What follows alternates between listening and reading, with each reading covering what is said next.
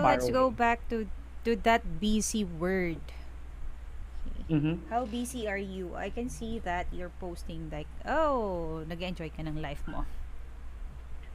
Well, as a provider, I'm quite busy. I have to, to make up for finances and all that stuff. So, and as you already know, I've already transitioned from Being from my teaching career mm-hmm, online, being an mm-hmm. ESL teacher, into a virtual assistant, into actually I've become like something of a jack of a trade online. Anything that I can grab, that I can get a hold of when it comes to anything that will give me dollars. Actually, I do it. Anything about money? Anything about money that actually what you have mentioned is about the provider. Bakit ba tayo nag-i-English? Nakakainis to. Tapos na ako sa Ano bang aking vlog mo? English. Tagalog ba o ano? Taglish, okay na yan. O yun. So, Sige. you have mentioned to me a while ago, like, I like the provider, ah. Gusto ko yan. So, Mhm. you've mentioned being teacher, the transition is going to VA, and then what's the last word? What was the last one? Oh, jack of all trades. I mean, any job that I could find online, as long as Okay. I know na may time pa ako para gawin siya, I take it. I try to apply for it. I try to get as many clients as I can, just to be sure that I could provide Mm. properly for the family. Are you in a And hurry or into something goal? Parang you're preparing for well, something? everyone has goals in life. Yun lang, iba-iba nga lang tayo ng pace. I wouldn't say, I won't say that I'm in a hurry. I just want to make sure na aside from the fact na gusto kong, alam mo yun, makapag-provide ng maayos, syempre, meron din naman akong desire para may extra. Ika nga That sabi is mo, di for ba? enjoyment. Yeah, something like that. Enjoyment, enjoying life, savings, of course, and um, mahirap actually kasi sabi mo nga kayo na you see my social media account sometimes, most of the time posting Happy happy moments. Yeah. happy moments, Mm-hmm. di ba? Stuff like that. But it's, think of my life as like a big company. So makikita mo yung pwede mong ipakita sa labas as a company yung progress ninyo and how you get things done. Mm-hmm. But remember, every company has a back office. Yeah, Alam mo yeah, yun? yeah, yeah. Uh-huh. May mga angles, may mga views, may mga aspects na hindi mo siya totally pwedeng ipakita or wala ka lang time ipakita. What I'm trying to say is what you see online is not, I don't, hindi siya madaling kunin per Please, se, kumbaga, please lalo don't sa judge panahon me ngayon. based on that. That's only a moment of my life, but it's not the whole thing. Is that what you There mean? you go. Something like that. I mean, alam mo yun, um, like what I always say, hindi lang sa'yo, hindi lang kahit sino kausap ko, I'm a very busy guy. So, ayun nga, so sometimes, pag may oras na mag-post sa social media about anything and everything na ginagawa ko, I do it. Parang ano siya, um, part of my distressing process to share Mm-hmm. something to, people I know, people who are close to me. Mm-hmm. Ganun lang. To enjoy life, Ganun. to enjoy Yeah. your time being, yeah. What do you Mm. do for enjoyment aside Well, from those events that you had visualized y- by the social medias? What I'm well, not aside from saying. that, Mm-hmm. well, I like going out on long rides usually.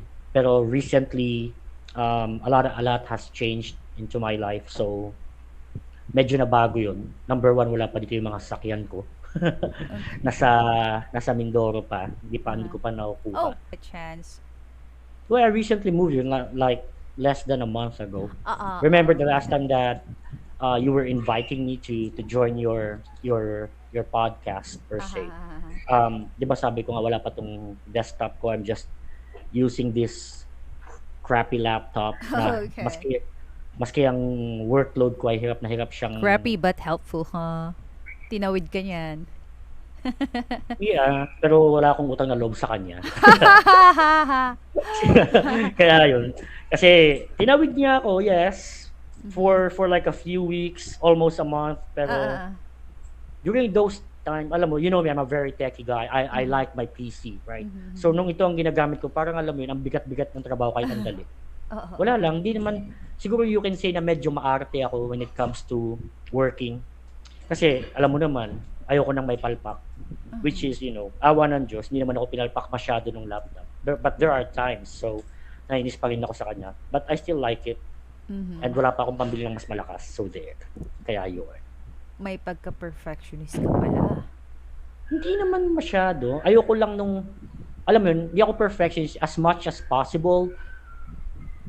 Ayoko nung may trouble. Uh-huh. I like challenges. Don't get me wrong. I love conquering challenges. It's just that I feel like I've had my fill of challenges my entire life.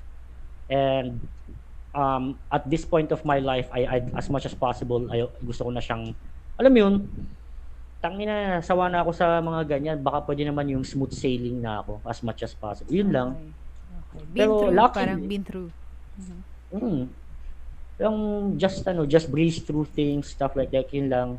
Uh-huh. Yung magawa mo araw-araw yung dapat, ganun, nang walang hassle, ganun lang naman. So, Kaya, are we talking about maturity? Are we talking about the responsibility that you're already matured? hmm, maybe. Because you're doing some corrections. Parang, as much as possible, you want to handle it right, right? Yeah. Mm-hmm. I think everyone likes it. I think everyone likes it that way naman sa buhay nila.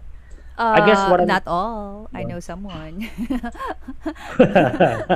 well, I guess what I'm trying to say is, I've had my fill of of hardships and all that stuff.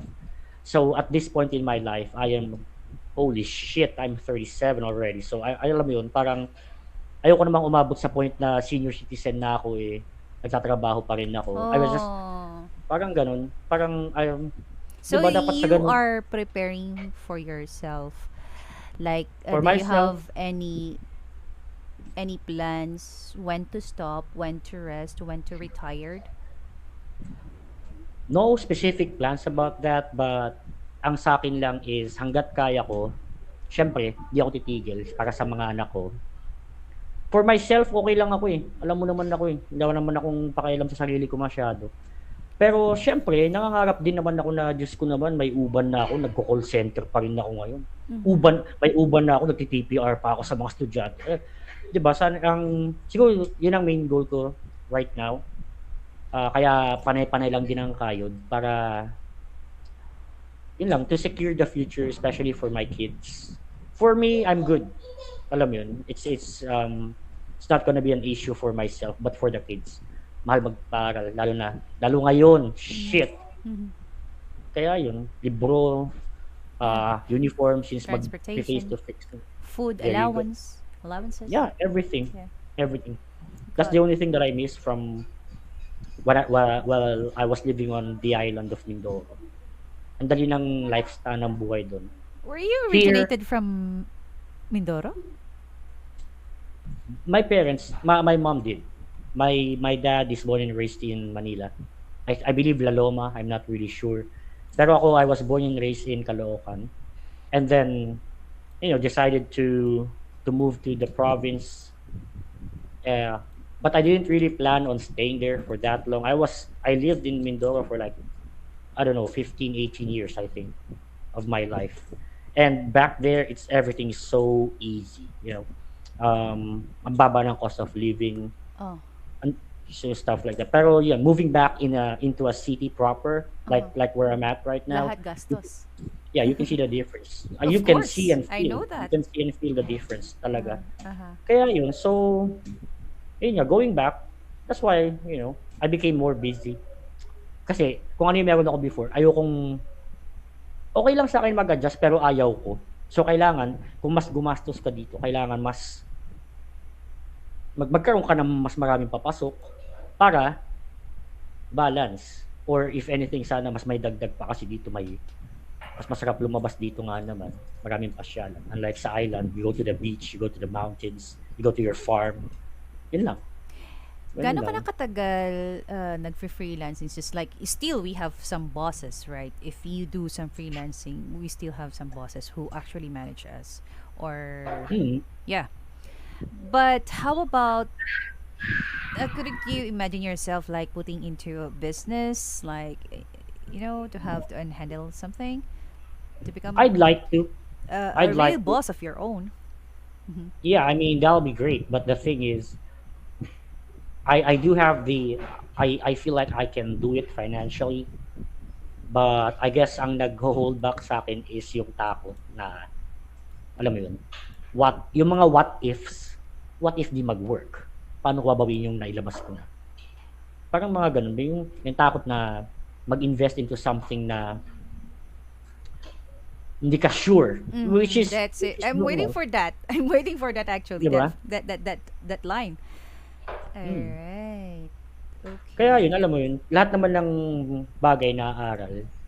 Pero at this point, hindi ako, parang feeling ko, hindi pa ako willing i-risk yung ganong bagay into something na hindi ko master. I Parang ganon. I wanted to try to. That's why, I'm actually doing this. We are into social technology nowadays. That's why not be it? Oh, so kaya nga pinapasok ko siya eh. Ito itong ginagawa Mm. ko. And which is really nice kasi nag-enjoy ka eh. Maybe you are really enjoying what you are doing right now. That's why you are very long time ago na nagtatrabaho na as how many years? Well, I graduated when I was 2020. After that, March ako graduate, April, May, June, July, August, September. October, the same year na graduate ako, nakakuha na ako ng trabaho. I've been working ever since. And that's way back in 2012? Mm. Hindi eh. Hindi. Sorry. 2000, anong year ba ako nag-college? Shit. 4 years plus 4. Mga 20, Long time ano, ago. mga 2009 siguro. Mga Mm-hmm. ganun. Mm-hmm. Kaya yun. So I started out my career as an employee for a BPO company. Stayed in that career path for more than 12 years, I guess. And then transitioned into being an online ESL tutor. And then transitioned into virtual assistant. And yun, um, getting as many clients as I could. Kasi alam mo yun, I get what you're trying to say na parang ayaw mo bang ikaw ang amo mo, Ay, parang yeah, ganun. yeah. Ako gusto ko, bakit Mm. hindi? 'Di ba ang sarap nun? Which is, alam mo yun, okay lang din naman sa akin, but the thing is, ayun nga, ang nag-hold back sa akin is, anong papasukin ko? Tindahan, ang dami mo ng kalaban, 'di ba? Um, Maybe motorcycle parts, ang dami na rin shop kung saan-saan. PC parts, ang dami ng well-known and na-establish na. Paano mo babanggain yun? How would you get your clientele? How would you build your clientele from the ground up nang hindi ka susuka ng ganong kalaking halaga as much as possible? Pero alam naman natin na kailangan mo maglabas ng pera when you're putting up a business and something like that. So, kaya yun. Kaya like what I said earlier, financially I can do it, but I choose not to right now since I'm in the part of my transitional season per se when it comes to I just moved in here. So, marami pang adjustments, ganun. Lalo naman akong bukid sa Mindoro, which is, wala namang kamatayan yun since lupa yun. Diba? Patanim lang ng patanim, paani ng paani, stuff like that. Pero yun nga, I wanna venture to something new. What that is, I don't know yet. But hopefully, I find out soon. Kasi nga, like what I said earlier, I don't plan on taking calls, answering emails, and teaching kids and adults until I die. So, You couldn't do kaya that because yun. you're dying until There you you are go. really old. There Not you old go, enough. Yeah, right? yeah, yeah. Let's talk about yourself. Let's talk about your personality. You have a really great personality and such a good aura. Ooh, And thank yeah, based on my personality, also I choose friends. I choose someone who, well, I like humorous. I like Kenkoy, I like funny people, and then of course that is yung parang you can feel that uh even though we haven't seen each other yet, like, oh, this person is good. I know that. Parang ganon. Parang you have this aura. Yeah. How about do you like yourself? Do you like your personality? Mm, in general, yes. Alam nga And namang alam nga you namang like ayawan yourself? mo pa yung sarili mo, 'di ba? I mean, I like what I do have right now, Uh-huh. 'di ba? Pero I always feel that there will always be, no matter what happens, there will always be room for improvement. I mean, di ako nakokontento that easily. Parang, oh yeah, meron akong ganito, meron akong ganyan. Pero what could I have more? What can I improve on? Ano yung dapat kong baguhin sa sarili ko? For the better, di ba? So, alam mo yun, from time to time, I do analyze myself, like, what the fuck am I doing now? Okay, can I curse at your podcast? Is that okay? If there are kids watching this, do not say fuck. Oh, do not say the word. Okay? All I'm trying to say is, ayun nga, to answer your question directly, yeah, in general, yeah, I like my personality, I guess. I like making people laugh. Oh, I, I like nice. I like I like I like easy relationships, like yung walang hassle. I mean, pero hindi rin but that doesn't mean that I'm someone who you can, push You can around. mingle or Okay. whatsoever. I'm thinking the same Well, thing. Okay. I'm not that well, we easy could, guy. I mean, and what I'm trying to say is I'm not that easy to take advantage of. Pero we can mingle, why not? Sure, I like mingling. Mingling is fun. Why not, right? Parang ganun. What's your favorite thing about your personality? A lot of people that are close to me, and a lot of new people that I meet, they always say that I'm easy to talk to, Yeah, which is that true. I that guarantee that. I'm funny most of the time, which Uh-huh. is, I like it because parang sa panahon ngayon yung pagtawa na lang yung libre, na makakapagpasaya sa'yo. I mean, don't get me wrong, I don't plan to be a comedian or anything, pero I like it when I make people laugh. Iba rin eh, no? Especially, Especially, especially alam mo yun, if you're talking about something na medyo mabigat, like, I don't know, to set an example, like, medyo, siguro may nag-share ng problem sa'yo, sa akin. When things like that happen, and I know that you can attest to this because we talked before, right? So, I do my best to give my honest opinion and advice, but from time to time, alam mo yun, parang gusto ko pa rin isingit yung a little bit of humor, just to make things a little bit lighter.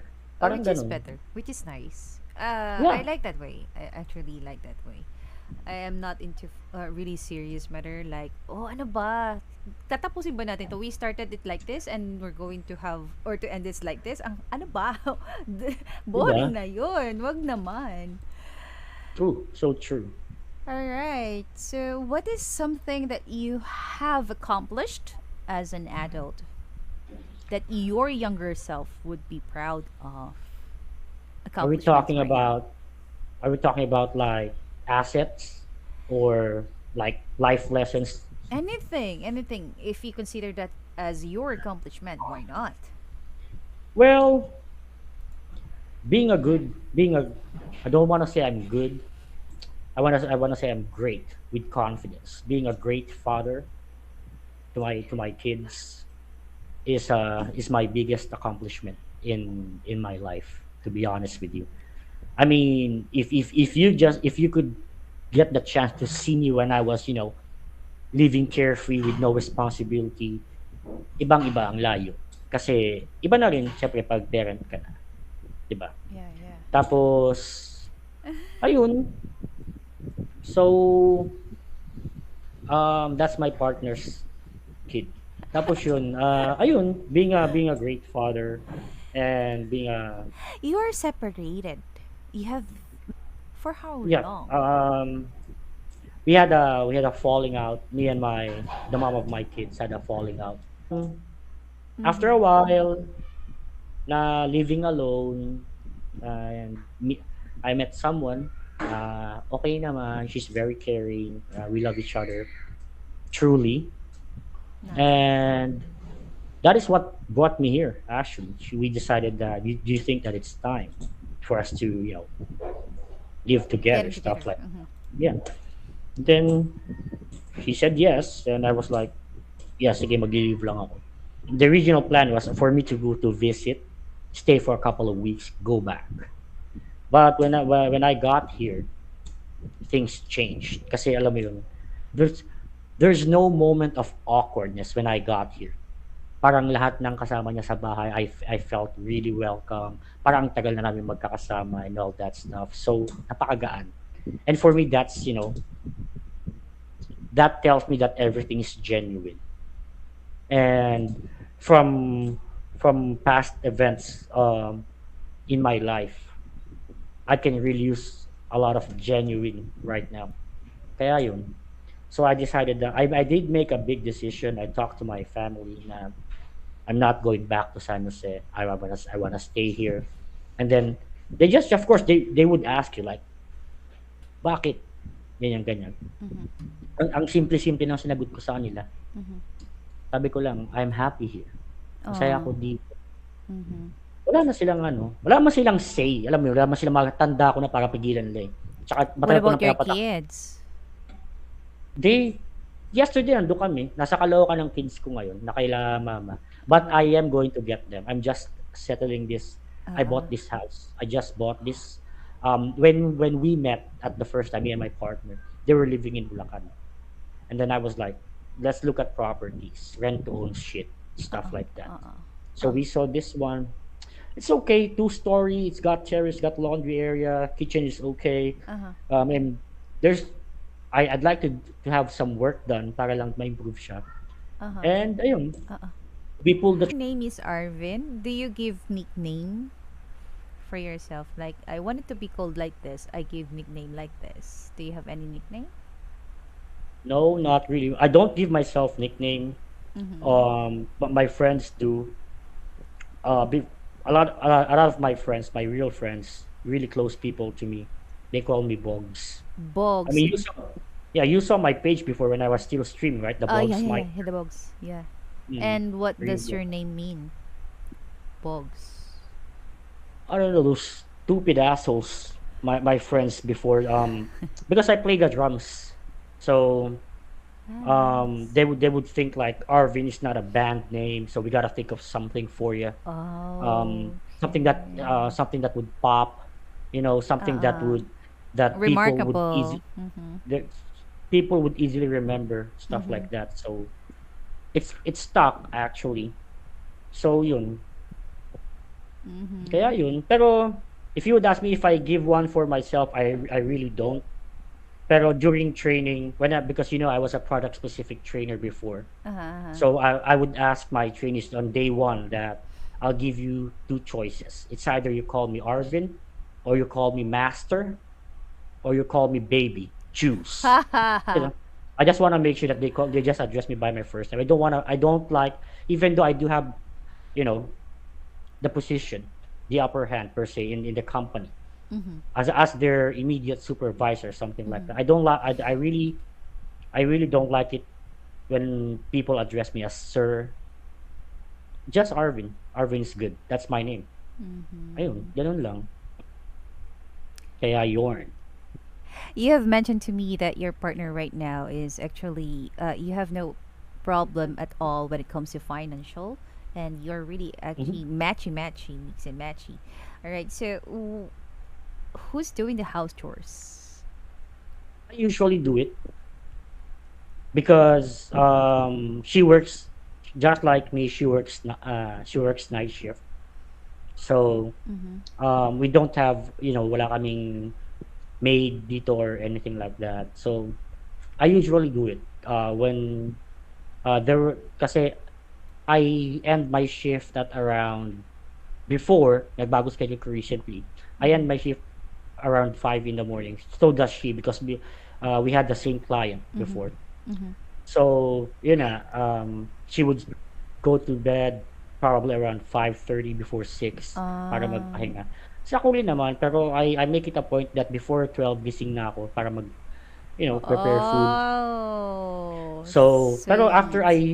after I do the chores, of Uh-huh. course I go back to bed kasi may trabaho pa rin naman. Pero I make it a point, I wanna make sure na pagising namin ulit, mag-iinit na lang ng food, malinis ang bahay. You know me, ayoko ng, even my wires at my PC, alam mo yun, tinatago-tago ko pa yan. I don't Uh-uh. want malinis ako sa paligid ko. Kaya Uh-uh. yun.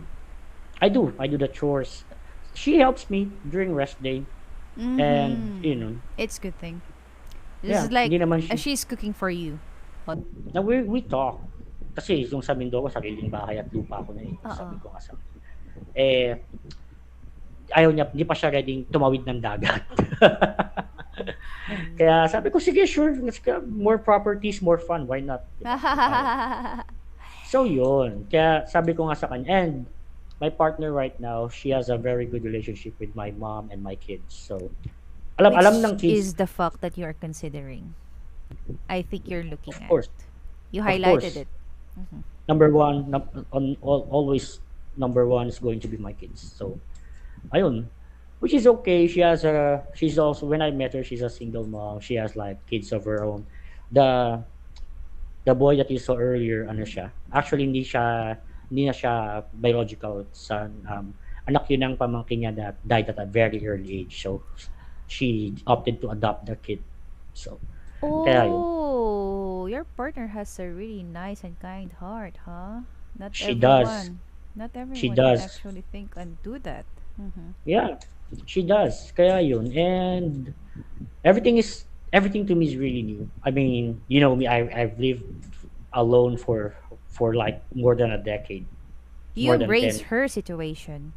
Kasi adopted child niya yan. And you have another opportunity, I mean, a responsibility for that. Oh yeah, I mean, we talk about it. Sabi nga niya kung ano, hindi mo naman kailangan akuin. Sabi ko, hindi ko naman inaako. But, but sabi I ko could nga sa kanya, help. Parang I could help I as could much help. as. Mhm. We're family. I love you. We're a family. I love you, and I know you come with a package, and Ah, I'm ah, willing ah, to ah. accept that. Uh-huh. Because I also, Gusto I ko mean, yon, 'di package. ba? 'Di ba? I mean, Oo, it's di not naman din niya ako single, ano, it's not alone. Tama. If you di love naman din niya someone. ako ano, di naman din niya ako nakuha ng brand new. Yeah. Second, 'di ba?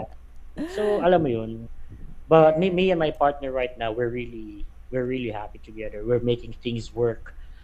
Alam mo 'yun, ang unang-unang magbibigay ng friction Mhm. para sa akin, Mhm. para ang unang-unang magbibigay ng friction sa isang relasyon, sa isang bagong relasyon, especially when you decide to move in, to live in together. At first, puro labing-labing yan eh, syempre, di Mm-mm. ba? Pero as weeks go by, as months go by, you would start to check finances, of course. Sino magbabayad dito? Sino magbabayad? Sa amin, hindi naging problema yun. Hindi ko sinasabi kasi marami akong pera or what not. Marami pa nga siyang pera sa akin. Ako. Oh, kaya, nice. kaya, di ba? So, we divide everything 50-50. If I could give more, why not? But she understands. The best thing about our relationship is that she understands that I have my own responsibilities too. And she knows and she accepts that those kids comes first above anything else. Kaya Before her? yesterday, yeah, honestly, yeah. I told her that and she's okay with it. Alam mo yun. Tapos yun nga, yesterday we were at Caloocan at my parents' house. We visited the kids, we bought them some food, stuff Presents. like that. Present, not really presents, parang merienda lang naman. Mm-hmm. And just to give her and my mom chance to talk, gossip, stuff like that, and to check on my kids, syempre naman. And everything is so good. And I always pray at night. I mean, I'm not that religious, but I always pray at night na sana wag mag ano, wag magbago kasi alam mo yun, parang nung mag-decide ako na pumasok sa ulit sa relationship. Sabi ko, putang ina, pag di pa gumana to, last na to. Well, so far okay Um, naman.